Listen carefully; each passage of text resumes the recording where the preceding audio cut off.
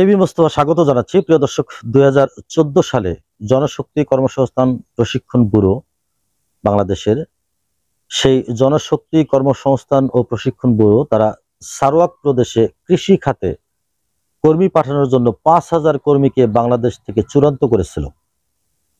কিন্তু দুই সরকারের মধ্যে G2G চুক্তিতে মালয়েশিয়া সরকারের অনাগ্রহের অভাবেই শেষ পর্যন্ত তাদেরকে পাঠানো সম্ভব হয়নি।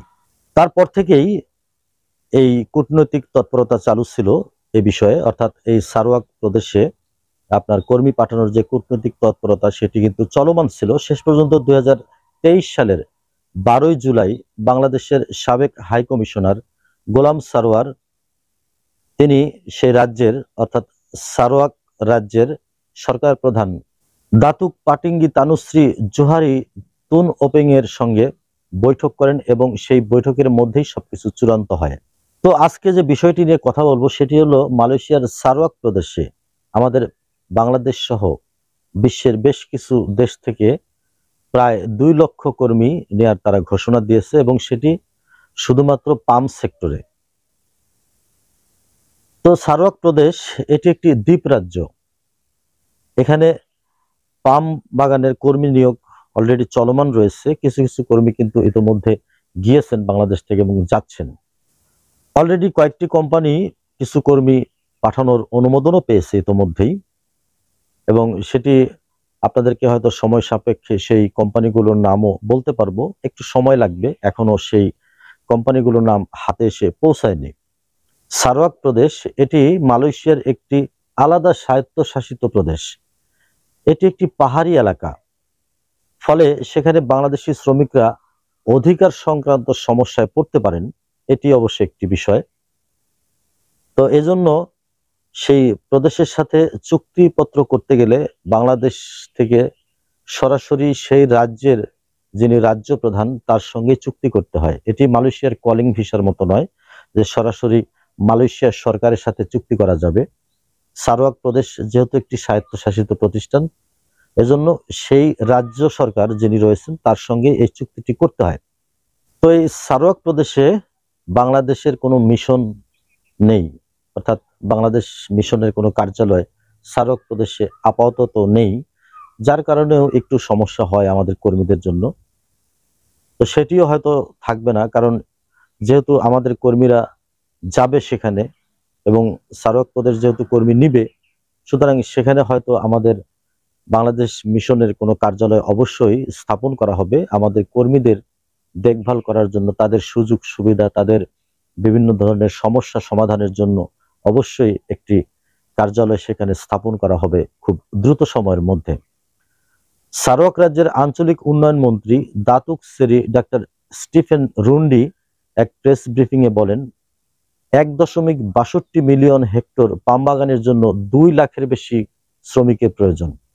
ইতোমধ্যেই সেদেশের যিনি উন্নয়ন মন্ত্রী রয়েছেন তিনি কিন্তু ঘোষণা দিয়েছেন তার প্রেস ব্রিফিং এর মধ্যে যে সেখানে 1.62 মিলিয়ন হেক্টর পাম বাগান রয়েছে। সেই পাম বাগানের জন্য 2 লাখের বেশি শ্রমিকের ঘাটতি রয়েছে এবং সেই ঘাটতি পোষানোর জন্যই কিন্তু বাংলাদেশ সহ ইন্দোনেশিয়া, তারপরে পাকিস্তান, ভারত, নেপাল যে সোর্স কান্ট্রিগুলো রয়েছে সেই দেশগুলো থেকে এই 2 লক্ষ কর্মী তারা নিতে প্রস্তুত ইতোমধ্যেই।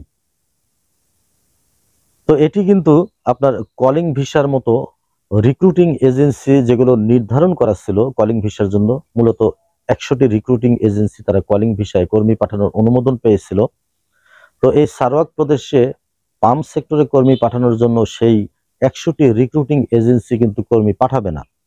এখানে সকল এজেন্সির জন্যই কিন্তু উন্মুক্ত এই বাজারটি, অর্থাৎ যারা সারওয়াক প্রদেশের রাজ্য প্রধান তার সঙ্গে যোগাযোগ করবেন বা তার সঙ্গে চুক্তিবদ্ধ হতে পারবেন, শুধুমাত্র তারাই পাঠাতে পারবেন। এখানে কলিং ভিসার নির্ধারিত যে 100টি রিক্রুটিং এজেন্সি, এখানে তাদের কোনো বিষয় কিন্তু নেই।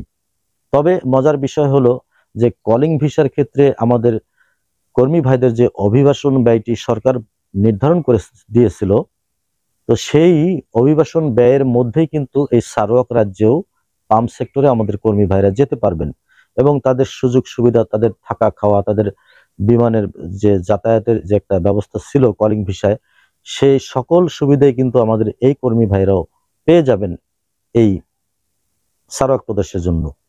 তো প্রিয় দর্শক, এটি হয়তো অনেকে বিভিন্নভাবে চিন্তা ভাবনা করতে পারেন যে এই সূত্রগুলো আমি কোত্থেকে পেয়েছি বা কোথা থেকে সংগ্রহ হচ্ছে, আদৌ সত্য কিনা। এটি হলো আপনার ইনকিলাব পত্রিকা, আমাদের যে ইনকিলাব পত্রিকা রয়েছে, আপনারা যদি 9 তারিখের অর্থাৎ এই জানুয়ারি মাসের 9 তারিখের ইনকিলাব পত্রিকা দেখেন তাহলে অবশ্যই আপনারা এই তথ্য উপাত্ত সকল কিছু পেয়ে যাবেন। এটি আপনাদের সুবিধার্থে আমি এই সূত্রটি আপনাদেরকে বলে দিলাম। তো যারা পাম্প সেক্টরে যাওয়ার জন্য ইচ্ছা পোষণ করছেন বা যাওয়ার জন্য অধীর আগ্রহে অপেক্ষা করছেন, সেই কর্মী ভাইদের জন্য এটি কিন্তু একটি সুসংবাদ বটে। আপনারা চাইলে পাম্প সেক্টরে যারা যেতে চান তারা কিন্তু এই সারোয়াক রাজ্যে যেতে পারেন, যদিও সেই রাজ্যটি একটি দ্বীপ রাষ্ট্র এবং সেখানে আমাদের কনসুলার সেবাটাও কিন্তু এখনো সুনিশ্চিত নয়, কারণ আমাদের দূতাবাসের মাধ্যমে সেখানে যোগাযোগ করাটা একটু কষ্টকর। তারপরেও আপনারা চাইলে সেখানে যেতে পারেন এবং খুব অতি দ্রুত সময়ের মধ্যে আমাদের বাংলাদেশের কোনো কনসুলার সেবা কিন্তু সেই রাজ্যে স্থাপন করা হবে, এটিও কিন্তু আমরা বিশ্বস্ত সূত্রে জানতে পেরেছি। তো প্রিয় দর্শক, কলিং ভিসার মতোই আপনাদের স্যালারি স্ট্রাকচারটাও সেটাই থাকবে এই পাম্প সেক্টরে গেলে সারোয়াক রাজ্যে। তো আপনারা চাইলে কিন্তু এই সারোয়াক রাজ্যে যেতে পারেন। আজকে এ পর্যন্তই ছিল তথ্যপাত্র। আপনাদের ভালো লাগা, ভালোবাসা, আপনাদের পরামর্শ যে কোনো কিছু দিয়ে আমাদেরকে সহযোগিতা করবেন, এটি আমাদের প্রত্যাশা। তো প্রিয় দর্শক, সবাই ভালো থাকবেন, সুস্থ থাকবেন। আবারও কোনো তথ্যপত্র নিয়ে অবশ্যই আপনাদের সামনে হাজির হব সেই প্রত্যাশায়। আল্লাহ হাফেজ।